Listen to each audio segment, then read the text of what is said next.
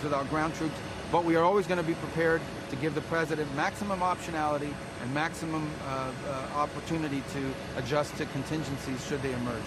Tonight, the situation in the Middle East is entering a far more dangerous phase, not just because of what has already happened, but because of what could happen next. Over the last 24 hours, new developments suggest that the conflict is no longer limited to airstrikes and indirect engagements. Instead, the conversation is now shifting towards something far more serious, the possibility of ground operations. At the center of this moment is Marco Rubio, who made it clear that all options remain on the table. That phrase, often used in diplomacy, carries a very specific meaning. It signals flexibility, but it also signals readiness for escalation if necessary. And right now, that escalation is becoming more tangible. The Pentagon is reportedly preparing the deployment of up to 10,000 additional U.S. troops to the region. These forces would join the tens of thousands already stationed across the Middle East, including elite units like the 82nd Airborne Division, known for rapid deployment into high-risk environments. But here's the critical detail. This is not something that happens overnight.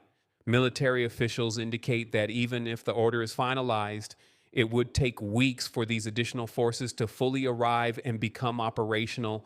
That delay matters because it shows that while preparation is underway, the window for decisions and consequences is still open. At the heart of the strategic concern is one location, the Strait of Hormuz. This narrow passage is one of the most important choke points in the global economy. A massive portion of the world's oil supply, as well as critical materials like fertilizer, passes through it every single day. Any disruption here doesn't just affect the region, it affects the entire world. And right now, that disruption is already being felt. Military planners are now considering what it would take to open the strait if it becomes fully blocked. But that mission is far more complex than it sounds.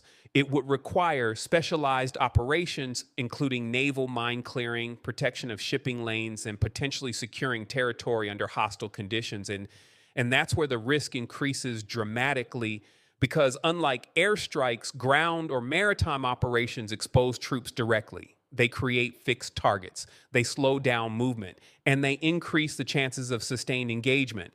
At the same time, U.S. forces already in the region are operating under growing pressure. Bases have reportedly come under repeated missile and drone threats. Some personnel have even been relocated from secure military installations to temporary civilian accommodations, in a sign of how fluid and unpredictable the situation has become. Meanwhile, Iran's capabilities are evolving in ways that complicate traditional military strategies. While large naval assets may have been significantly reduced, experts point out that smaller, faster attack boats combined with drones and missile systems remain a serious threat, especially in narrow waterways like the Strait of Hormuz. In that environment, even a small-scale attack can have large-scale consequences. And all of this is happening while the broader strategy remains uncertain. There is currently a pause on strikes targeting energy infrastructure, a move that appears designed to avoid further destabilizing global markets. But at the same time, other military operations continue, indicating that the conflict itself is far from slowing down.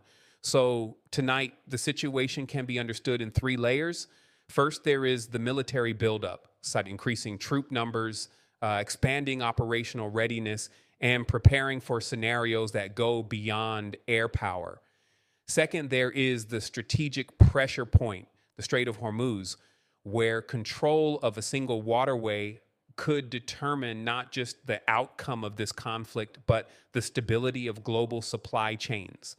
And third, there is the uncertainty, because even with all the planning, all the intelligence, and all the preparation, no one can fully predict how the next phase will unfold. Will this remain a contained conflict, or is this the moment where it expands into something much larger? That answer is not clear tonight, but what is clear is that the margin for error is shrinking, and the stakes, both military and global, are rising with every passing hour. We will continue to follow this closely. Stay with us.